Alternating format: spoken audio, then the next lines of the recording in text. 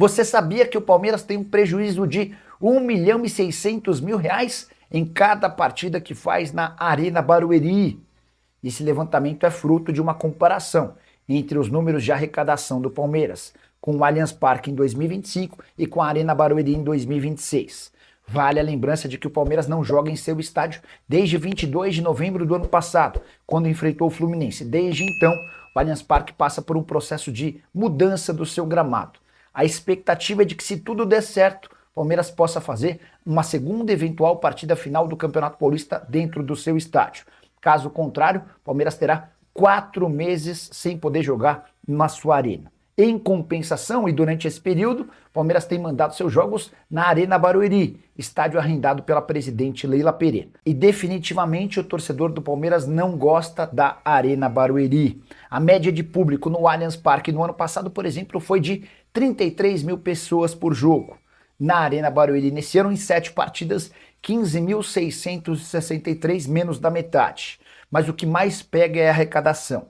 O Palmeiras fatura por partida, no Allianz Parque, R$ 1.700.000 livres de impostos. Você tem uma mínima ideia de qual a arrecadação na Arena Barueri? Nesses 7 jogos do ano, a média foi de R$ 98.000, uma diferença de R$ 1.600.000 para com o Allianz Parque. Na estreia do Palmeiras no Campeonato Brasileiro, vitória por 5-1 contra o Vitória na Arena Barueri, o Palmeiras chegou a pagar para jogar. Isso porque a receita com os ingressos não foi suficiente para cobrir as despesas. O Palmeiras precisou desembolsar R$ 110.000 para fazer o jogo no estádio da Leila Pereira. Já no confronto muito legal contra o Fluminense, que terminou com um triunfo palmeirense 2-1, o Palmeiras praticamente ficou no 0-0. Isso porque as receitas cobriram toda a grana das despesas do estádio. Você curte a Arena Barueri? Prefere o Allianz Parque? Por que a Arena Barueri definitivamente não caiu no gosto do palmeirense? Já usa o espaço para comentário e registra a sua opinião, beleza? Qual a chance de a vitória do Palmeiras por 2-1 contra o Fluminense na noite dessa quarta-feira ser anulada por conta de um erro de direito? O vacilo foi cometido pelo árbitro Felipe Fernando de Lima, que permitiu ao Palmeiras dar o pontapé inicial no primeiro e no segundo tempo de jogos. É óbvio, você sabe, um time começa o primeiro tempo, outro time começa o segundo tempo. E aí vale a observação do que é o erro de fato e o erro de direito, são os dois principais erros que podem ser cometidos por árbitros em campo. O erro de fato está relacionado à interpretação de jogo. O juiz não dá um pênalti que aconteceu. E nesse caso, não há anulação de partida, há apenas uma punição ao árbitro e para seus auxiliares. O erro de direito está na não interpretação correta da lei, como nesse caso. Está registrado na lei que o futebol precisa ter um time dando o pontapé inicial no primeiro tempo e outro time dando o pontapé inicial no segundo tempo. Mas, apesar de confirmado o erro de direito, dificilmente esse jogo será anulado. Tudo porque não houve impacto direto no resultado da partida. Não saiu um gol do Palmeiras logo depois de dar o pontapé inicial no primeiro ou no segundo tempo. Diante desse cenário, a avaliação de especialistas em arbitragem é de que vai haver uma punição ao Felipe Fernando de Lima, o árbitro da partida, mas nenhuma chance de o jogo ser anulado, cancelado ou refeito. Palmeiras que iniciou a partida de forma brilhante, abrindo 2-0, depois tomou um sufoco enorme. O Lúcio fez 2-1, o Fluminense criou várias oportunidades para conseguir o 2-2 e não o fez. Com mais uma vitória, o Palmeiras é líder do Campeonato Brasileiro, são 10 pontos conquistados em 12 possíveis. Palmeiras e São Paulo são os donos das melhores campanhas. Preciso falar agora sobre a presidente do Palmeiras. Leila Pereira foi convocada para depor na CPMI. O presidente do Palmeiras vai ter de prestar esclarecimentos na CPMI do INSS. O pedido foi feito pelo deputado Alfredo Gaspar. Ele entende que a Leila, na condição de testemunha, pode contribuir para o assunto. Vale a lembrança de que, além de presidente do Palmeiras, a Leila é presidente da Crefisa, que é apontada como uma das empresas com maiores problemas quando o assunto é INSS. O Gaspar argumenta que a Crefisa ganha um papel central ao se tornar a principal vencedora do pregão para o pagamento de novos benefícios do INSS. A verdade é que há bastante tempo a Crefisa tem muitos problemas jurídicos quando o assunto é previdência social, relação com aposentados e antecipação de dinheiro na base do empréstimo.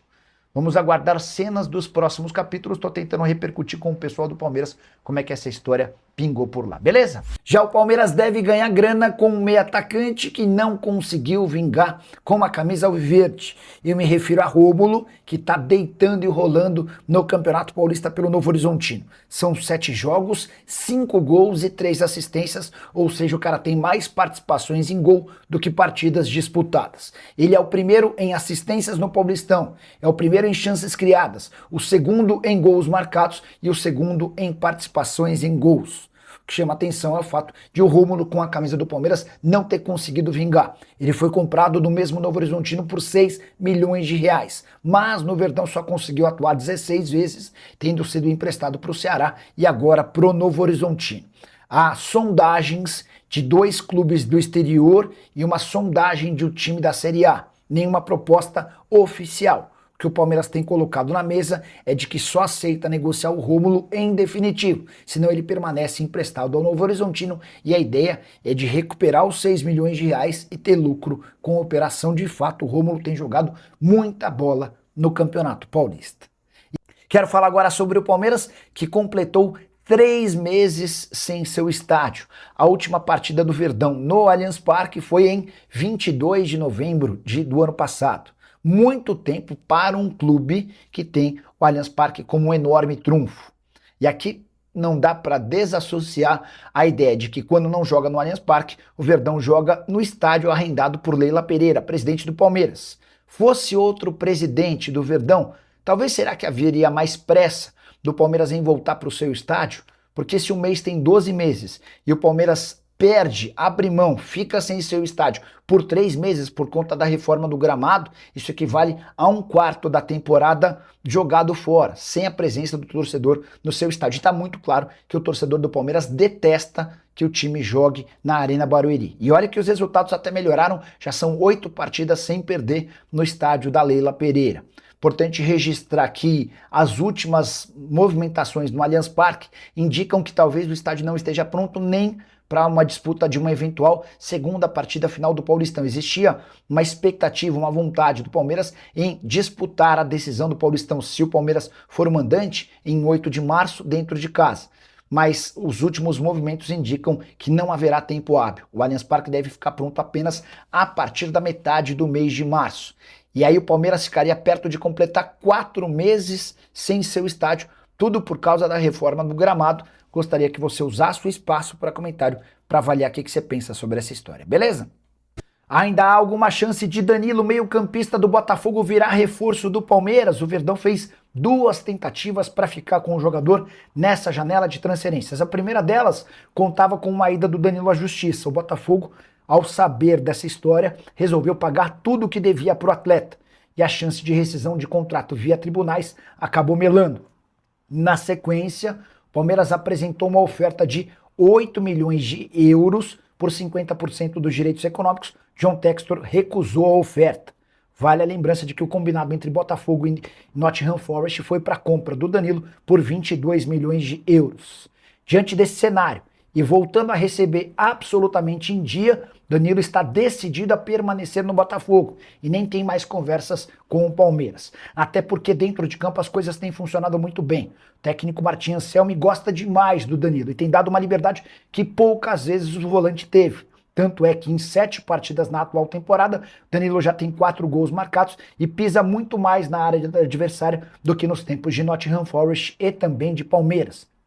Diante desse cenário, o projeto do Danilo é continuar se valorizando no Botafogo, tentar conquistar títulos e esperar por propostas do futebol europeu.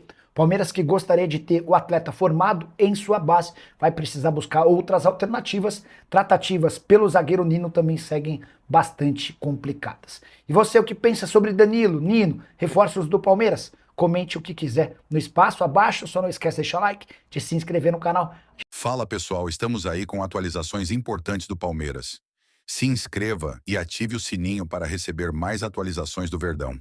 Deixe seu like, que é muito importante para o crescimento do canal. Utilize o espaço aqui embaixo para registrar sua opinião. Ficamos por aqui com mais esse giro de notícias. Um abraço e até o próximo vídeo.